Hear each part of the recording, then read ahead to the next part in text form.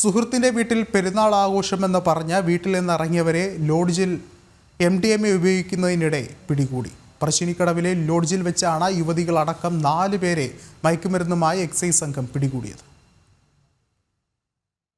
കണ്ണൂർ മട്ടന്നൂർ സ്വദേശി മുഹമ്മദ് ഷംനാദ്, വളപട്ടണം സ്വദേശി മുഹമ്മദ് ജംഷിൽ, ഇരിക്കൂർ സ്വദേശി റഫീന, കണ്ണൂർ സ്വദേശിനി ജസീന എന്നിവരാണ് എക്സൈസിന്റെ പിടിയിലായത്. പറശ്ശിനിക്കടവിൽ ലോഡ്ജിൽ മുറിയെടുത്ത് ലഹരി ഉപയോഗിക്കുകയായിരുന്നു ഇവർ 4 പേരും. ഇവരിൽ നിന്നും 496 മില്ലിഗ്രാം MDMA ഉപയോഗിക്കാനുള്ള ടെസ്റ്റ് ട്യൂബുകൾ, ലാമ്പുകൾ എന്നിവയും കണ്ടെടുത്തു. യുവതികൾ പെരുന്നാൾ ദിവസം സുഹൃത്തിന്റെ വീട്ടിലേക്കെന്ന് പറഞ്ഞ് വീട്ടിൽ നിന്നും ഇറങ്ങി പല സ്ഥലങ്ങളിൽ മുറിയെടുത്ത് മയക്കുമരുന്ന് ഉപയോഗിച്ചു വരികയായിരുന്നു. വീട്ടിൽ നിന്നും വിളിക്കുമ്പോൾ കൂട്ടുകാരികൾ ഫോൺ പരസ്പരം കൈമാറി വീട്ടുകാരെ തെറ്റിദ്ധരിപ്പിക്കും.